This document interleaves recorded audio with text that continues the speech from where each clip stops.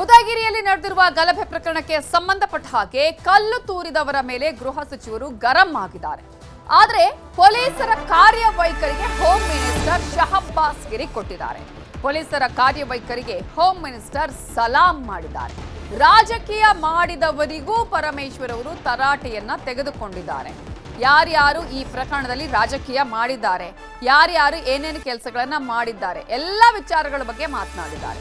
ದೊಂಬಿ ಎಬ್ಬಿಸಿದ್ರೆ ಉತ್ತರ ಪ್ರದೇಶದಲ್ಲಿ ಬುಲ್ಡೋಸರ್ ಬರುತ್ತೆ, ನಮ್ಮಲ್ಲಿ ಆ ಥರ ಇಲ್ಲ, ನಾವೆಲ್ಲರೂ ಕೂಡ ಶಾಂತಿಯನ್ನ ಕಾಪಾಡಬೇಕು ಅಂತ ಹೇಳಿ ಮನವಿ ಮಾಡ್ತಾನೆ ಗಲಭೆಕೋರರಿಗೆ ಗೃಹ ಸಚಿವರು ವಾರ್ನಿಂಗ್ ಅನ್ನ ಕೊಟ್ಟಿದ್ದಾರೆ.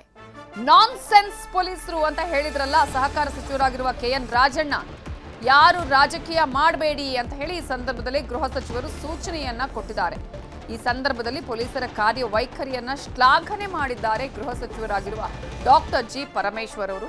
ನಿನ್ನೆ DK ಶಿವಕುಮಾರ್ ಅವರು ಕೂಡ ಮಾತನಾಡ್ತಾ ಪೊಲೀಸರ ಕಾರ್ಯವೈಖರಿಗೆ ಅಭಿನಂದನೆಯನ್ನ ಸಲ್ಲಿಸಿದ್ರು. ಯಾರು ಏನೇ ಹೇಳಿದ್ರು ಇಲ್ಲಿ ಪೊಲೀಸರು ತಮ್ಮ ಕರ್ತವ್ಯವನ್ನ ನಿಭಾಯಿಸಿದ್ದಾರೆ, ಅವರು ಅಷ್ಟೇ ಸೂಕ್ಷ್ಮ ವಿಚಾರದಲ್ಲಿ ಚೆನ್ನಾಗಿ ಹ್ಯಾಂಡಲ್ ಮಾಡಿದ್ದಾರೆ ಅನ್ನುವ ವಿಚಾರವನ್ನ ನಿನ್ನೆ DKಶಿ ಹೇಳಿದ್ರು. ಇವತ್ತು ಗೃಹ ಸಚಿವರಾಗಿರುವ ಡಾಕ್ಟರ್ ಜಿ ಪರಮೇಶ್ವರ್ ಅವರು ಪೊಲೀಸರ ಕಾರ್ಯವೈಖರಿಗೆ ಅಭಿನಂದನೆಯನ್ನ ಸಲ್ಲಿಸಿದ್ದಾರೆ, ಸಲಾಂ ಅಂತ ಹೇಳಿದ್ದಾರೆ, ಶಹಬ್ಬಾಸ್ ಗಿರಿಯನ್ನ ಕೊಟ್ಟಿದ್ದಾರೆ.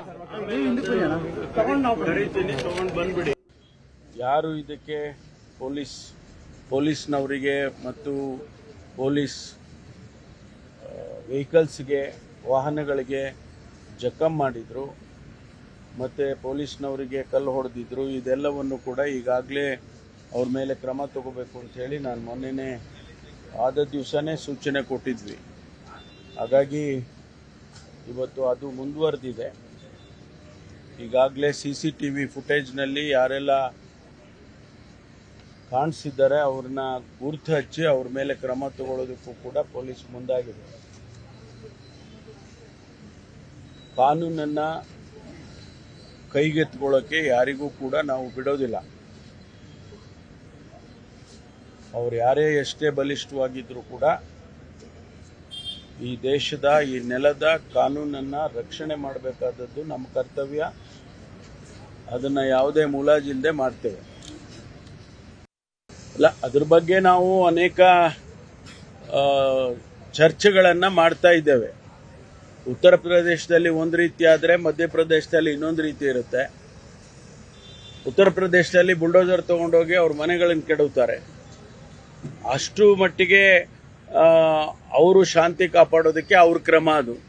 ಕರ್ನಾಟಕದಲ್ಲಿ ಅಂಥ ಪರಿಸ್ಥಿತಿ ಬಂದಾಗ ನೋಡೋಣಂತೆ ಮುಂದೆ. ನಮಗೆ ಸದ್ಯಕ್ಕೆ ನಮ್ಮ ಜನ ಆ ಮಟ್ಟಕ್ಕೆ ಹೋಗಿಲ್ಲ ಅಂತೇಳಿ ನಮ್ಗೆ ಅನಿಸುತ್ತೆ. ನಾವು ವಿದಿನ್ ಅವರ್ ಲಿಮಿಟೇಷನ್ಸ್ ನಾವು ಅವ್ರನ್ನ ಕಂಟ್ರೋಲ್ ಮಾಡ್ತೇವೆ, ಅದರಲ್ಲಿ ಏನು ತೊಂದರೆ ಇಲ್ಲ ನಮಗೆ. ಅಲ್ಲ, ಅದ್ರ ಬಗ್ಗೆ ನಾವು ಅನೇಕ ಚರ್ಚೆಗಳನ್ನು ಮಾಡ್ತಾ ಇದ್ದೇವೆ. ಉತ್ತರ ಪ್ರದೇಶದಲ್ಲಿ ಒಂದು ರೀತಿ ಆದರೆ ಮಧ್ಯಪ್ರದೇಶದಲ್ಲಿ ಇನ್ನೊಂದು ರೀತಿ ಇರುತ್ತೆ.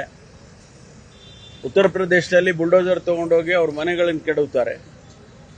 ಅಷ್ಟು ಮಟ್ಟಿಗೆ ಅವರು ಶಾಂತಿ ಕಾಪಾಡೋದಕ್ಕೆ ಅವ್ರ ಕ್ರಮ ಅದು. ಕರ್ನಾಟಕದಲ್ಲಿ ಅಂಥ ಪರಿಸ್ಥಿತಿ ಬಂದಾಗ ನೋಡೋಣಂತೆ ಮುಂದೆ. ನಮಗೆ ಸದ್ಯಕ್ಕೆ ನಮ್ಮ ಜನ ಆ ಮಟ್ಟಕ್ಕೆ ಹೋಗಿಲ್ಲ ಅಂತೇಳಿ ನಮ್ಗೆ ಅನಿಸುತ್ತೆ. ನಾವು ವಿದಿನ್ ಅವರ್ ಲಿಮಿಟೇಷನ್ಸ್ ನಾವು ಅವ್ರನ್ನ ಕಂಟ್ರೋಲ್ ಮಾಡ್ತೇವೆ, ಅದರಲ್ಲಿ ಏನು ತೊಂದರೆ ಇಲ್ಲ ನಮಗೆ. ಅಲ್ಲ, ಅದ್ರ ಬಗ್ಗೆ ನಾವು ಅನೇಕ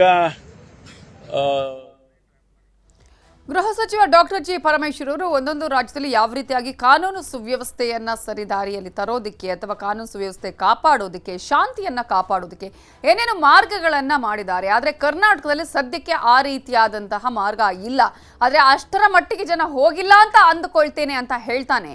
ಮುಂದೆ ಇಂತಹ ಒಂದು ವಿಚಾರಗಳಲ್ಲಿ ಯಾವುದೇ ರೀತಿಯ ಕ್ರಮಗಳನ್ನು ಬೇಕಾದರೂ ಕೈಗೊಳ್ಳಬಹುದು ಅನ್ನುವ ವಿಚಾರವನ್ನು ಕೂಡ ಹೇಳಿದ್ದಾರೆ.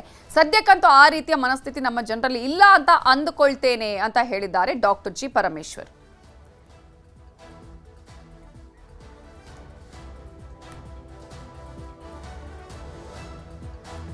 ಇದೇ ವಿಚಾರಕ್ಕೆ ಸಂಬಂಧಪಟ್ಟ ಹಾಗೆ ಇನ್ನಷ್ಟು ಡೀಟೇಲ್ಸ್ ಅನ್ನ ಕೊಡೋದಕ್ಕೆ ನಮ್ಮ ರಿಪೋರ್ಟರ್ ಆನಂದ್ ಈಗ ನೇರ ಸಂಪರ್ಕದಲ್ಲಿ ಜಾಯ್ನ್ ಆಗಿದ್ದಾರೆ.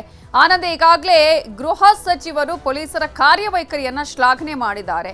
KN ರಾಜಣ್ಣ ಅವರು ಅದರಲ್ಲೂ ಪ್ರಮುಖವಾಗಿ ಪೊಲೀಸರ ನಿರ್ಲಕ್ಷ್ಯದ ಬಗ್ಗೆ ಮಾತನಾಡಿದ್ರು. ಕಾಮನ್ ಸೆನ್ಸ್ ಇಲ್ವಾ ಅನ್ನುವಂತಹ ಮಾತನ್ನ ಹೇಳಿದ್ರು. ಇಂತಹ ಸಂದರ್ಭದಲ್ಲಿ ಮತ್ತೊಂದು ಕಡೆ ಏನೆಲ್ಲ ಕ್ರಮಗಳು ಆಗಬೇಕು ಅನ್ನೋದ್ರ ಕುರಿತು ಕೂಡ ಗೃಹ ಸಚಿವರು ಮಾತನಾಡಿದ್ದಾರೆ. ಒಟ್ಟಾರೆಯಾಗಿ ಅವರ ಈ ಒಂದು ಕ್ರಮದ ಬಗ್ಗೆ ಏನೆಲ್ಲ ಹೇಳಿದ್ದಾರೆ? ನವಿತಾ, ಏನು ಉದಯಗಿರಿಯ ಗಲಾಟೆ ಪ್ರಕರಣಕ್ಕೆ ಸಂಬಂಧಿಸಿದಂತೆ ಇಂದು 4ನೇ ದಿನ ಆಗಿರೋದ್ರಿಂದ ಪರಮೇಶ್ವರ್ ಅವರು ಭೇಟಿಯನ್ನು ನೀಡಿ ಇಲ್ಲಿನ ಅಂದ್ರೆ ಮೈಸೂರಿನ ಡಿಸಿಪಿಗಳಾದ ಮುತ್ತುರಾಜ್ ಹಾಗೂ ಮೈಸೂರಿನ SP ವಿಷ್ಣುವರ್ಧನ್ ಹಾಗೂ ಇನ್ನೊಬ್ಬರು ಡಿಸಿಪಿಗಳು ಆದಂತಹ ಜಾನ್ವಿ ಅವರಿಂದ ಮಾಹಿತಿಯನ್ನ ಕಲೆ ಹಾಕುವಂತ ಕೆಲಸಕ್ಕೆ ಮುಂದಾಗಿದ್ರು. ಈ ಘಟನೆ ಯಾಕಾಯಿತು, ಮೊದಲು ಈ ಘಟನೆಗೆ ಕಾರಣ ಏನು ಅನ್ನುವ ನಿಟ್ಟಿನಲ್ಲಿಯೂ ಕೂಡ ಅವರು ಮಾಹಿತಿಯನ್ನ ಪಡೆದಿರುವಂತದ್ದು. ಅಲ್ಲದೆ ಅಂದು ಪೊಲೀಸರು ತೆಗೆದುಕೊಂಡ ಕ್ರಮದ ಕುರಿತಾಗಿಯೂ ಕೂಡ ಅವರು ಶ್ಲಾಘನೆಯನ್ನ ವ್ಯಕ್ತಪಡಿಸಿರುವಂತದ್ದು. ಅಲ್ಲದೆ ತಮ್ಮ ಪಕ್ಷದವರು ಇರ್ಬೋದು ಹಾಗೂ ವಿಪಕ್ಷದ ನಾಯಕರಿಗೂ ಕೂಡ ಅವರು ಕೆಲವು ಮನವಿಯನ್ನು ಸಹ ಮಾಡಿದ್ದಾರೆ. ಈ ವಿಚಾರದಲ್ಲಿ ರಾಜಕೀಯ ಯಾರು ಕೂಡ ಮಾಡಬಾರ್ದು, ಪೊಲೀಸರು ಇರುವಂತದ್ದು ಸಮಾಜದ ಶಾಂತಿಯನ್ನ ಕಾಪಾಡಲಿಕ್ಕೆ, ಇದರಲ್ಲಿ ಪಕ್ಷ ಆಗಿರ್ಬೋದು ಯಾವುದೋ ವ್ಯಕ್ತಿ ಸಮಾಜ ಮುಖ್ಯ ಅಲ್ಲ, ಕಾನೂನು ಸುವ್ಯವಸ್ಥೆ ಕಾಪಾಡೋದಷ್ಟೇ ಮುಖ್ಯ ಅನ್ನುವ ನಿಟ್ಟಿನಲ್ಲಿ ಕುರಿತಾಗಿಯೂ ಕೂಡ ಅವರು ಮಾತನಾಡಿದ್ರು. ಅಲ್ಲದೆ ಸ್ವಪಕ್ಷದ ಸಚಿವರಾಗಿದ್ದಂತಹ ರಾಜಣ್ಣ ಅವರ ಹೇಳಿಕೆ ಏನಿತ್ತು ಪೊಲೀಸರ ನಿರ್ಲಕ್ಷ್ಯ ಅಂತ, ಅದಕ್ಕೂ ಕೂಡ ಟಾಂಗ್ ನೀಡುವ ಕೆಲಸಕ್ಕೆ ಮುಂದಾದ್ರು. ಪೊಲೀಸರು ಇದರಲ್ಲಿ ಯಾವುದೇ ರೀತಿಯ ಕರ್ತವ್ಯ ಲೋಪವನ್ನು ಕೂಡ ಮಾಡಿಲ್ಲ, ಬದಲಾಗಿ ಅವರು ಯಾವ ರೀತಿ ಕ್ರಮ ತೆಗೆದುಕೊಳ್ಳಬೇಕಾಗಿತ್ತು ಆ ಕ್ರಮವನ್ನಷ್ಟೇ ತೆಗೆದುಕೊಂಡಿದ್ದಾರೆ ಅನ್ನುವ ನಿಟ್ಟಿನಲ್ಲಿ ಮಾತನಾಡಿದ್ದಾರೆ. ನವಿತಾ, ಓಕೆ, ಹಾಗೆ ಸಂಪರ್ಕದಲ್ಲಿರಿ ಆನಂದ್.